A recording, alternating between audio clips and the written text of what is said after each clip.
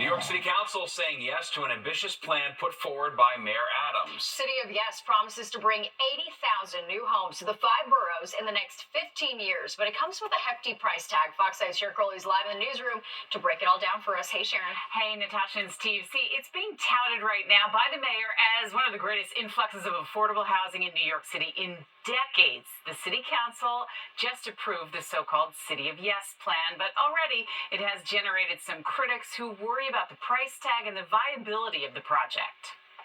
Yes, that is the word of the day, and I could not be prouder to be here with you, Mayor, your entire team, your first deputy mayor, and everyone who put their heart and soul into this effort. New York Governor Kathy Hochul and New York City Mayor Eric Adams celebrating now that City Council overwhelmingly passed legislation that removes obstacles to building more affordable housing, including backyard cottages or basement apartments. This city is our economic engine. I want to make sure that it is more affordable. It's all about affordability. And the biggest expense anyone has is their rent. Under the so-called City of Yes plan, the city will invest $5 billion to create more than 82,000 new affordable homes during the next 15 years. Whether it's converting single-family homes into apartments or lifting zoning restrictions to make building new homes easier, the mayor says this will increase the city's housing supply. The greatest city in the world has just passed the greatest housing legislation in our history. Some lawmakers representing the outer boroughs like Staten Island and the Far Rockaways and parts of Queens opposed the bill. I think that the infrastructure needs to be in place before we start building. All I see are water main breaks, cave-ins, and an infrastructure that cannot support the housing that's there now. Our borough's unique infrastructure, flood zone prone areas, limited public transportation, a lot of this plan just doesn't go far enough. The whole housing crisis is certainly manufactured. There's tens of thousands of warehouse apartments that are just empty. They should start there. Well, the City of Yes would also allow people to build apartments on single-family lots. And critics say that in some of these neighborhoods, it's already so crowded, they're concerned that the current infrastructure just won't support more people living there. Steve? All right. Thanks, Sharon. People living in Queens got a chance to weigh in on a proposed casino project near Citi Field. A public hearing was held this morning to discuss plans for the Metropolitan Park Complex. It would include a new casino, parks, restaurants, and shopping areas in Willets Point. Mets owner Steve Cohen and Hard Rock Entertainment are backing that project, which does need approval to designate the area for non-public use. Now for the latest in President-elect Trump's transition, Elon Musk and Vivek Ramaswamy on Capitol Hill to discuss their ideas to slash government spending. They're heading up the President-elect's Department of Government Efficiency, or DOGE. They're meeting with lawmakers to discuss plans for cutting back government spending by up to $2 trillion. They face a first test with House and Senate lawmakers, some eager to hear what they have in mind. We're not using this space. We need to get rid of it. And federal employees, you need to earn the right to telework. Some House Democrats say the whole concept is unconstitutional.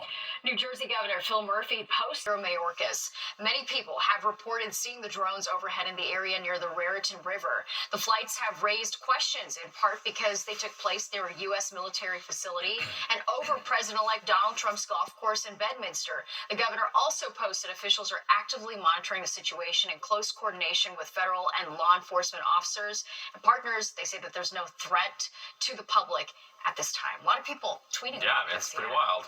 Well, imagine a smell so strong, some days you can't even go outside of your house. All right, well, that's exactly what some people on Long Island say they're dealing with. Fox 5's Jody Goldberg has more on the Seaford stench. Jessica Jager moved into what she thought was her dream home. We totally renovated the whole house. But a strong sewage smell coming from the Cedar Creek wastewater treatment plant has made it feel more like a nightmare. We knew nothing of this, and we were really shocked and really upset to find out. Neighbors who live near the plant say it's no surprise to smell something. Every so often you would have a little bit of a stench that would come through. But this rotten egg smell, since October, my whole laundry room's stinks. It's only gotten harder to quell the smell. I always have a candle when I am home. More than 400 people have signed a petition calling on Veolia, the company that runs and maintains the sewage plant for Nassau County, to investigate. There are many reports of people saying they're getting headaches, stomach aches, their eyes are bothering them. Now, we've been in the area most of the day, and when there's no wind, it's not as noticeable. But right now, when there's a gust, it could be overbearing. I have a decreased sense of smell, but I do smell it. It smells like garbage. It's disturbing. Yeah, I have a grandchild living with me. A spokesperson for Veolia tells Fox 5 recent reports have been investigated and, quote, found no process upsets that could be causing increased odors at this time. And they try to minimize any impact on the community by monitoring, isolating, and eliminating odor issues. You usually like to get the fresh ocean air, and that gets ruined when the soup pan is long. As for Jessica, she's had to adjust the way she lives. Sometimes we do have to choose to stay inside. I have 2 dogs. Sometimes I don't want to walk them. She doesn't want to go elsewhere. We're told pretty consistently that nothing's happening, nothing is wrong, it's not hazardous to our health, but that's all very hard to believe. The idea of moving really stinks. In Nassau County, Long Island, Jody Goldberg, Fox 5 News. That's pretty gross. Yeah, for sure. It's like living in the city. All right, it's a story you'll see only on Fox 5. Lisa Evers tags along with police as they arrest multiple gang members. See what happens when she takes us on the early morning raid. And a powerful West Coast earthquake rocks California, sending water flying out of pools and store shelves shaking. We will take you to the epicenter. 3, 2, 1. There you have it. The National Christmas Tree is now lit. President Biden presided over the ceremony in Washington, D.C. The tree is a 35-foot red spruce from the George Washington and Jefferson National Forest in Virginia, and it will be lit at sunset every evening through January 1st. Beautiful. Yep, nice. It definitely feels like the holiday spirit outside right now. Something like that. Yeah, it's fun in with December, a hint Nick. of total misery. Yeah, exactly. With a hint of what's to come in January and onward, right? Well, yes, but I think again, as we talked about in our weather extremes program, it's still going to be an above average winter temperature-wise, but we'll get these blasts of cold air like we've got tonight and tomorrow. The coldest air of the season, by the way, is taking shape here, and we're going to see that, like I said, in the next day. Well, today, 40 and 35, the split actually are our new low now. We've dropped into the low 30s. 47, 37 is the average, 70 and 11 in the records department. None of those are happening anytime soon, but your sunrise should be pretty. 7:05 going down now at 4:28. Here's our new low, 33. And again, the winds out of the west, still gusty, right? That's keeping a real chill to the air. Humidity 50%. Pressure's rising now, 2983. This ridge of high pressure moves in, and it's come in with wind. Look at these wind gusts. Stony Brook at 60. Seaside Heights there, New Jersey, 53. About 50 at Bayville. LaGuardia gusting to almost 50. And same deal at Caldwell, New Jersey. They're gust to 48 miles per hour. Temperatures are going down, though. We're now at 26 Scranton, just above freezing everywhere else, but even now freezing at Newark. Look at Belmar's dropped to 30, mid-30s across the island into Connecticut. That west wind continues 15 to 25 sustained, but the gusts are still getting close to 30, 35 miles per hour. The wind advisory is gone, but we'll see those gusty wind conditions continue right into tomorrow. In fact, you can see that here in our futurecast overnight. Again, tomorrow morning out the door, 7, 8 a.m., it'll be gusting still to near 30 miles per hour. That'll be the story really of the day, gusting 30, 35. Finally, late in the afternoon and evening, the wind should start to subside a little bit. But out the door in the morning, look at your wind chills. Everybody pretty much in the teens. And it's not going to get that much better during the day. Look at the wind chill numbers in our futurecast here, going pretty much up to the low and middle 20s. So yes, coldest day of the season so far will be happening tomorrow. All right, highs today, just about 40 most spots, a little bit higher than that on the island into Connecticut, but the cold air definitely taking hold as we look further to the north and west there, 35. Rochester State College only 32, was mid-40s in Washington, D.C., and then we find the cold air really pouring down again over Chicago, 29 today.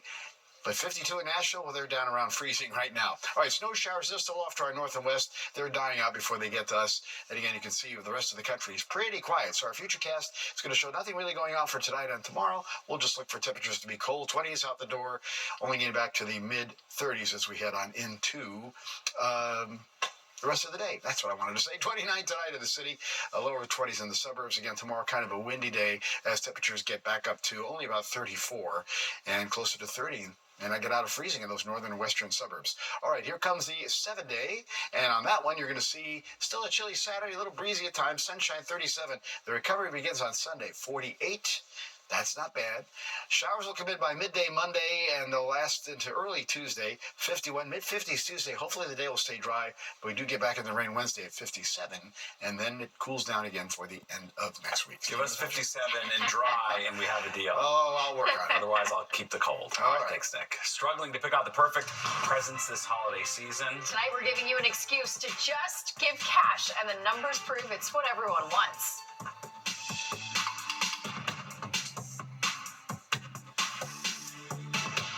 All right, good news for chocolate lovers. Dark chocolate may lower the risk of getting type 2 diabetes. The British Medical Journal researchers found eating at least 5 servings of dark chocolate per week lowered diabetes risk by 21%. People who ate at least 5 ounces of any type of chocolate each week had a 10% lower risk of getting the disease. But dark chocolate, of course, has the most significant effect. You can't just, go nuts on milk chocolate. That's not the same thing. Moderation, guys. Well, some people like to put a lot of thoughts into holiday gifts, but a new study finds cash is king. According to a survey conducted by LendingTree, 49% of people want to get money as a gift, but the results were split on how they'd spend that money. Some would use it to pay their bills, while others say they'll treat themselves to something nice. All right, and there's more of the 10 o'clock news straight ahead. But first, here's a look at what you can expect tomorrow on the roads and the rails. Some teachers and students are getting early Christmas presents. Fox Corporation is supporting the Kids in Need Foundation Supply Teacher Boxes. 10 teachers at Central Park East High School received boxes filled with school supplies that do not have to come out of their own budget. My name is Anne, and I teach social studies, U.S. history, government, and economics, and I'm most excited for students having their own pens and not to take the ones from my desk. Yeah, leave our pens alone. Fox and the Kids in Need Foundation are also awarding $1,000 to 50 teachers across the country. Goes a long way. They need it does, for sure. We love that. All right, and don't go anywhere. Good night, New York.